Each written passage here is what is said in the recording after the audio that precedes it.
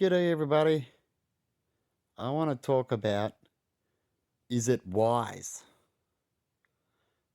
Is it wise if there's a big chance that the world could go into a World War III where most of the world are warring? Because we're leading up to a point where a lot of countries are collapsing because of inefficient housing, wars, and food crisis and water crisis, and just not getting along.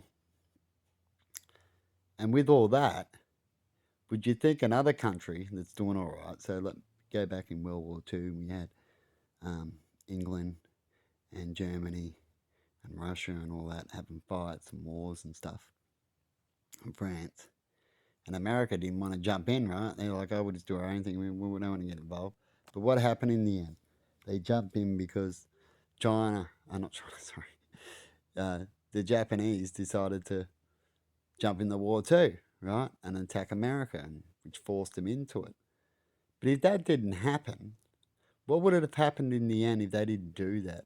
And after 20 years and say Hitler got further and took over and dominated, do you think Hitler would have left America alone? No, it would have been on his plan. He would have went in and got America after his other plan, right? But what would have probably happened is that the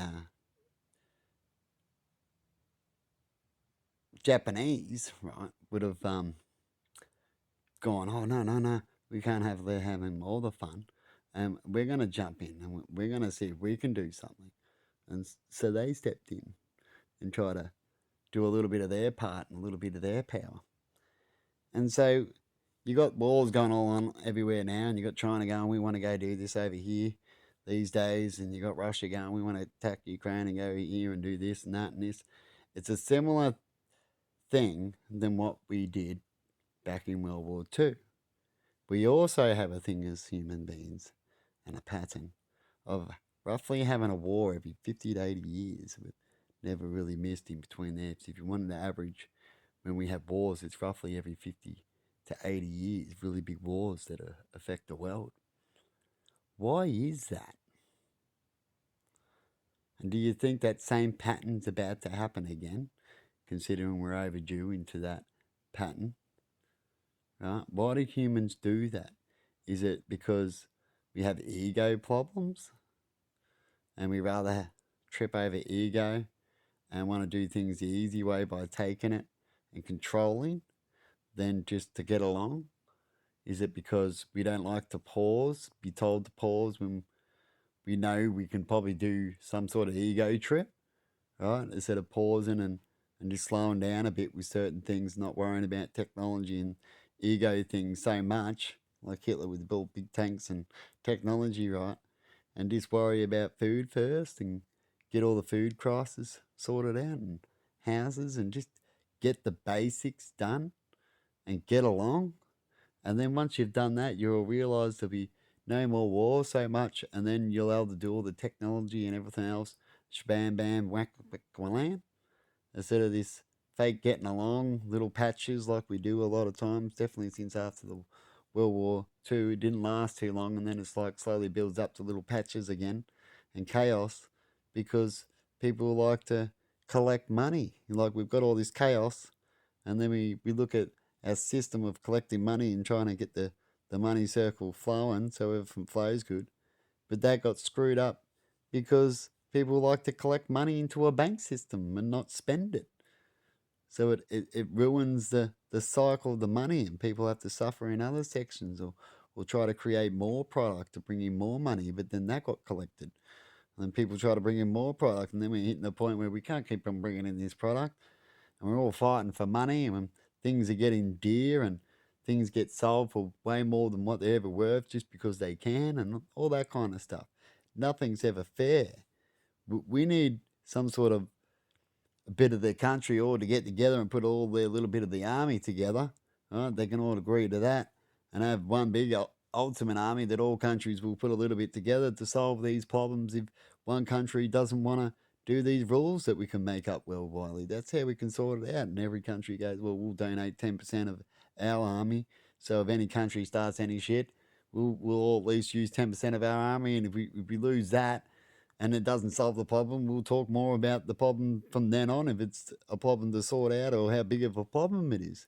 You know what I mean? And if countries know that this is around and it's going to happen for real, well, maybe they might stop. You don't need one country to come in, America, to solve everything, because that's what's screwing up at the moment.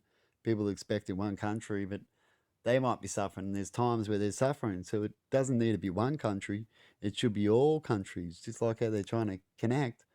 We should do that. We should try more and more, like we're doing.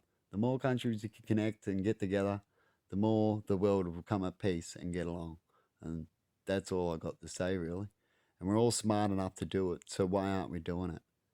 Why aren't we always promoting on TV, and we're doing it more often sometimes, about being peaceful and being right?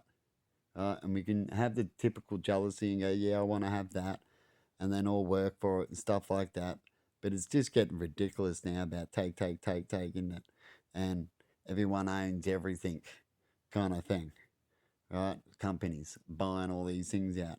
We got to get back to certain things that are just for everybody, and shouldn't be brought. It should be for governments of those areas. The government should own waters. The government should own lands, and know how it's going to be put out and supplied. And when it's put out, it should be fairly put out to everybody at whatever cheap rate for everyone. So if there's a whole big section, you go, well, this is what it is, and you don't allow big businesses just to come in and buy big blocks. Maybe you need to make it so they can only buy a certain amount of blocks for businesses and everyone else, and they can have, maybe your businesses can pay just a little bit more, so you can make a bit more with for the country by selling that land, and the business can still make more money because they'll, do their little tricks and build a building on there and make more, and you can have a little bit cheaper for people who can only need to buy 1 or 2 blocks max, for the public, so they can get a block cheaper. You know what I mean? Things like that. There's always a way around, and that was just me quickly thinking up something. When it comes to that, there's always a way around it. If you don't want to cut out, if you just cut out, how much money can we just make out of everything? Because that's how the world's running at the moment when it comes to businesses and a lot of things, is how much max profit can we get? Can we squeeze more out?